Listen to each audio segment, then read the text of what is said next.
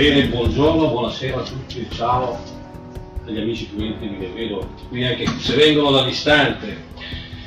Sono qui io perché Luca non ha potuto essere qui, quindi io vi leggo il messaggio che qualcuno di voi ha ricevuto in posta elettronica, ho visto, e quindi mi permetto di leggerlo. Ringrazio anch'io naturalmente Beppe, perché io sono di Bergamo, noi ci vediamo spesso al SAB, mi ha invitato, gli ho detto di sì. Avete visto il messaggio di Valerio Poloni? Lui non sa che dovevo essere io a Siena al suo posto.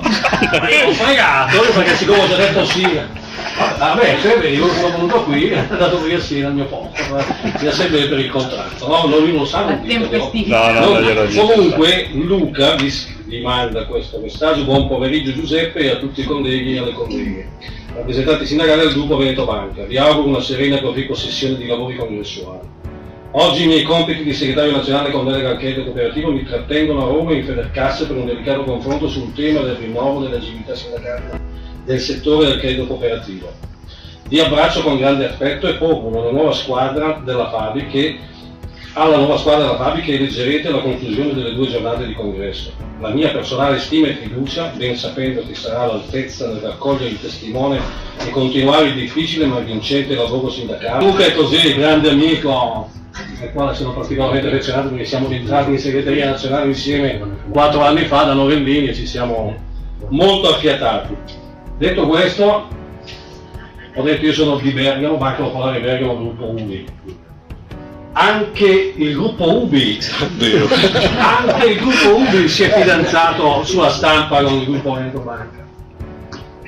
Dovrei parlarvi di contratto, io non voglio parlarvi di contratto perché ha già detto il collega della FIBA, la piattaforma, le assemblee ha approvato, parte la trattativa settimana prossima in ABI e vediamo come siamo messi. Vediamo la delegazione ABI cosa verrà a dirci, vediamo se Micheli, cacciato da Intesa e probabilmente in via di uscita anche lì al rinnovo prossimo di luglio, vediamo che posizione prende ABI, se ci manda quel paese subito, se tratta o se rinvia. Io non so Veneto Banca se è nel comitato esecutivo dell'ABI, perché in tuttora non l'ho mai visto al tavolo, quindi non è in delegazione ma magari in caso. E mi auguro che sia una colomba in ABI Veneto Banca, cioè che lo voglia fare il contratto nazionale, perché lì sono spaccati in 2 fazioni, ci sono i falchi che vorrebbero eliminare il contratto nazionale e magari anche quello di secondo livello e farsi gli accordi unici in casa propria, ma ci sono quelli che vogliono invece avere il contratto nazionale forte, con normative forti, che permettano poi anche a noi di gestire meglio tutte le procedure a livello aziendale di gruppo, no? Quindi ci sono queste 2 fazioni che si scontrano e non è detto che siano i grandi gruppi a essere falchi, molto spesso sono tante piccole banche a essere falchi e le colombe invece sono i grandi gruppi. Però non voglio parlare di contratto, perché, scusami Achilli, non è una polemica personale perché ti ha già preso un po' di mira Xausa, ma io ma sono saltato sulla sedia a una frase che non è tua ma hai citato ed è di Dante e sono saltato sulla sedia, no? Chi di voi conosce bene la Divina Commedia? Alzi la mano chi conosce bene la Divina Commedia. Nessuno, perché siete tutti ragionieri, non l'avete studiata neanche voi, come nemmeno l'ho studiata io. Allora, Assemblea dei Soci Banca Popolare di Bergamo, 2003, che deve decidere la fusione con Popolare Commercio e Industria e deve far nascere il gruppo Banche Popolari Unite, BPU. Fabi contraria, facevamo un casino della Madonna, perché vedevamo la fine della storia, del modo di lavorare, del modo di relazioni, del rapporto con i clienti e anche con i dipendenti, non vedevamo la morte della nostra banca. Quando l'assemblea era in un momento decisivo, bisognava spostare il consenso sul sì alla fusione, un importante socio, tale Tancredi Bianchi, ex presidente ABI, oggi novantenne, quindi uno dei più noti banchieri di allora sulla piazza, fece un bel discorso e aizzò la folla dicendo: attenzione perché voi fatti non foste a vivere come bruti, ma per seguire virtù e conoscenza. Io da impreparato che non conosco la Divina Commedia, tutti hanno bevuto, no? Poi ho fatto io per fare 25 anni di cassiere in Banca Popolare di Bergamo e qualche conoscenza con qualche insegnante di lettere che veniva Loro gli dissero, scusi, ma mi spiega? Guardi, l'ha usato proprio al contrario, come tutti oggi fanno. Ma in realtà Dante voleva condannare Ulisse, perché Ulisse, questo lo dice, esatto, nel girone dei consiglieri fraudolenti. Perché lui disse ai rematori sulla barca di darsi da fare per andare oltre le colonne di Ercole, che rappresentavano lo Stato di Inghilterra. Quelli avevano paura perché non si sapeva cosa c'era al di là, e quindi si rifiutavano. E lui lo dice, fatti non poste, andiamo di là. Cosa vuol dire? Perché Dante era legato solo alla legge di Dio, alla legge non della scienza e della ragione, e diceva seguite solo la legge di Dio. Questo viene a dirci invece abbandonate questo, seguite la proposta di più, di formare di più, buttatevi, andate oltre l'ostacolo, provate la esperienza, che vedrete che andrà bene. E dopo 5 anni abbiamo fatto un'altra fusione, è nato il gruppo UBI, ma a tirare le somme, e poi anche in assemblea dei soci, io l'ho detto un paio di anni fa, alla nostra assemblea dei soci del gruppo UBI, queste fusioni, soprattutto la prima ma anche la seconda, sono nate sotto lo slogan creeremo valore per tutti.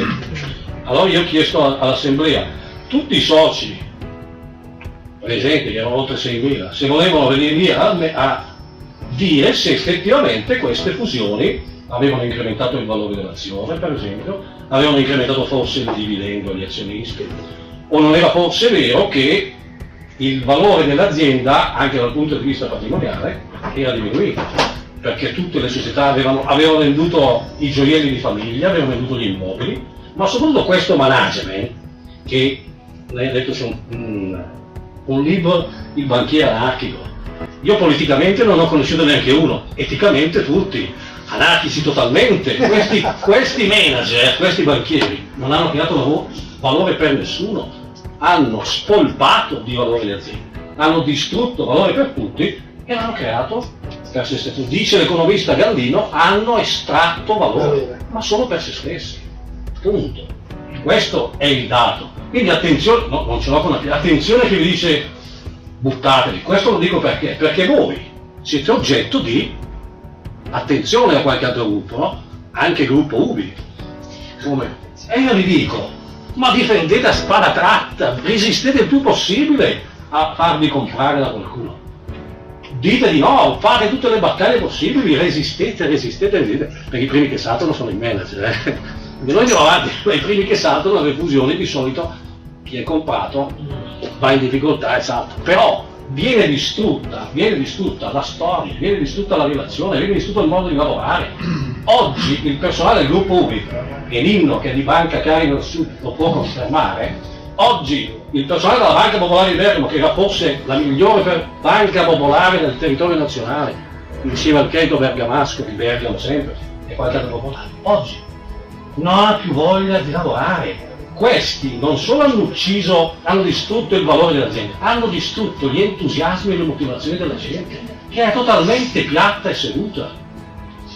Non è vero che più è grande la banca, le cose vanno meglio. Come non è vero che il modello SPA è meglio di quello popolare, perché adesso avete visto che ci sono anche gli attacchi continui, soprattutto in Banca d'Italia, date di abbattere le popolari per diventare tutti gli SPA. Se prendiamo a riferimento le SPA, ne citiamo qualcuno, Montepaschi o Banca Enrico Mantovana, che risultati hanno dato. È vero anche che ci sono popolare Spoleto e altri. Allora non è il modello, ma è il manager che determina poi. E siccome personalmente in questi, diciamo da metà degli anni 90, quando è cambiata la legge anche sulle banche che ha permesso anche di fare determinate cose, questi manager, che per me sono anarchici nel rispetto di tutte le cose che si è detto, il docente, sono anarchici non politicamente ma sono anarchici nel rispetto, hanno distrutto il settore e a cascata hanno distrutto anche la nostra economia. Quindi come Veneto Banca io vi auguro personalmente di rimanere il più a lungo possibile indipendenti e di resistere. Poi se volete sposarvi, a me piacerebbe che voi, per il fatto che ha detto anche Giuliano, perché voi conosco bene Beppe, effettivamente dal punto di vista lavorativo state lavorando alla grande. Lui dal punto di vista informatico ha lanciato tutto quello che ha lanciato e veramente su questo voi siete un passo avanti, ad esempio, rispetto a noi del gruppo Ubi. Su altre cose vedo che comunque qui si respira ancora un'area familiare con forse problematiche un po' ridotte, quelle dei grandi gruppi che viviamo noi. Ed è un bene per voi, ed è un bene. Cercate di difendere l'indipendenza della vostra azienda. Io non la faccio lunga, vi saluto e vi auguro di non innamorarvi mai più di nessuno.